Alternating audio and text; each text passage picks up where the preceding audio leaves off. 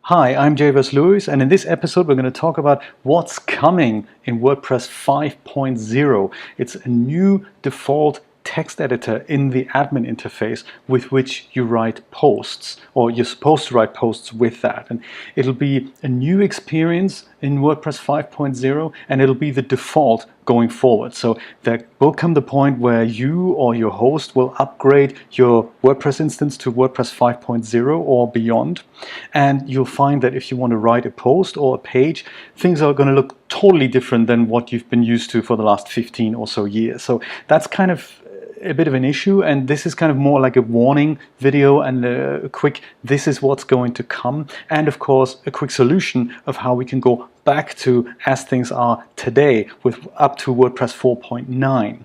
So up until today we've had the so-called standard text editor, and let me have a look at how this works, just to give you a brief intro as to what is going to change. So I've got two WordPress instances here. One is this one here, my verslewis.com website, and another one is a test instance that I have running on my internal system here, the blue one. So the brown one, the coffee colored one, is my real life website, and currently I can either head over to posts and click this button here, add new post, or I can click the plus sign at the bottom and then either click a new post from here or just click on this big plus sign here, and then I can create a post. And this is what up until 4.9 the text editor in WordPress looked like. So you have a tab up here, you have a space up here for a title. Catchy title goes here. And then you can either hit the tab key to get to the text editing box, or you can just tap into that, and then you can start typing to your heart's desire. And then you can hit return and type some more here. And if you wanted to, you can click add media, which brings you to the media library, and that means you can either insert PDF files or MP4 files, MP3 files, or of course a ton of images like this one here. Maybe I will do that. You can pick an alignment and you can pick a link, and you just go and add that into your document, and then you type some more. And that's how this works. And you can also add headlines to it. So if you wanted to add a headline, you can either type this is a headline, and then as long as the cursor is in this line somewhere, you can head over here to change the styling, so you can make that a headline number 3. Or if you've already used, if you're so used to the shortcuts, you can also type the pound sign or the hash sign as many times as you like. So 3 would be a heading 3, and type this is also a headline. And as soon as you type return, then that'll be turned into a H3 formatted thing. So that's how the back end looks like. And of course, for us familiar with HTML, we could always go from the visual editor into the HTML editor, in which we can see all the HTML markup that is used to build that site. And then, of course, to make sure this is what you want, you can go over to hit the preview button, and then a new tab in your browser opens up, which will then display what your post is actually going to look like on the front page. So that is how that works as of WordPress 4.9. But in WordPress 5.0, something very different is going to happen, and we can get a taste of it today. So this is my other instance, and this greets me on the dashboard after upgrading with this screen. And that means that is just telling me a new default editor is coming, and it's called Gutenberg. And it's named after the guy who invented the printing press. It's very, very cool. Very nice that they did that. So currently, I can either hit the install classic editor, then nothing changes in WordPress 4.9, or I can say install Gutenberg, in which case the system goes to work, grabs a new plugin, and makes this available. And now it says installed. Now I go activate Gutenberg. And so this is all in WordPress 4.9. This is going to be the default setting in WordPress 5.0. And after a few seconds of busily working in the background, the system comes back with this. And now that looks completely different than it did before. We still have more or less the same bits and bobs there, but the way this works is kind of explained here in this sample post. We're going to go through this in a moment, not in detail, just as a warning as to what this looks like, what this does, and of course how to bring it back.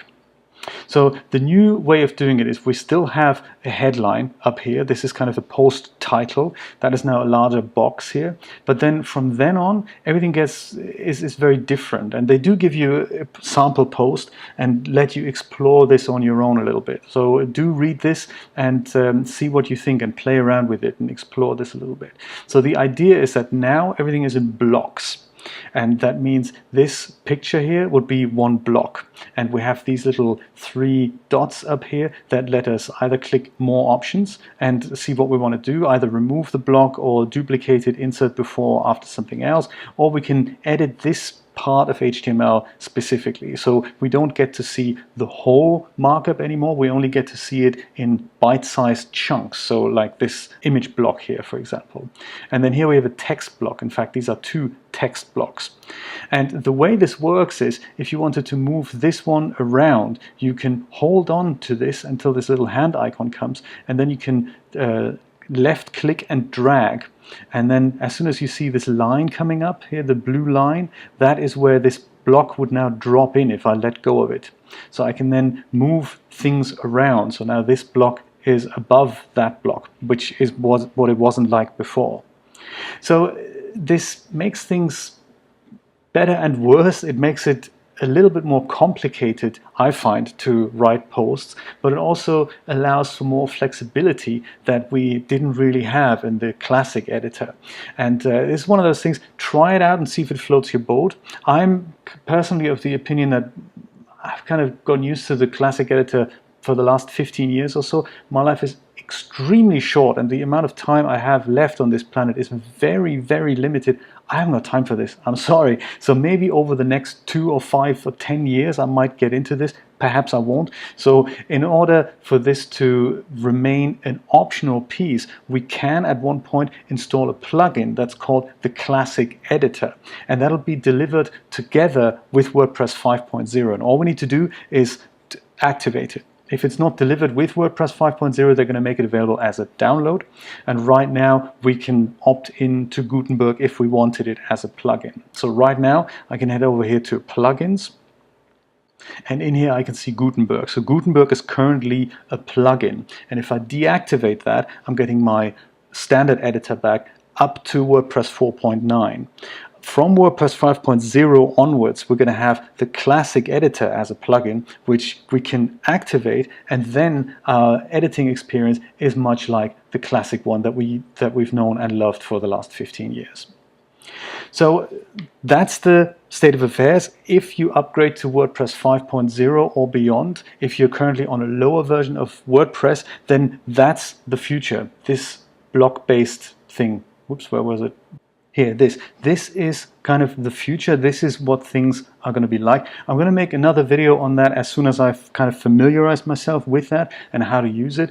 It will bring new possibilities of writing posts, but also do remember that don't feel bullied of adopting Gutenberg just yet, just because it's coming as a new default in WordPress 5.0 doesn't mean you have to use it. So the Classic Editor is your friend, and as soon as this is live and as soon as I know how to use it, I will let you know all the details.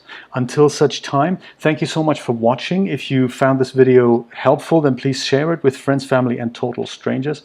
And don't forget to subscribe to my channel. I will see you soon. Take care. Bye-bye.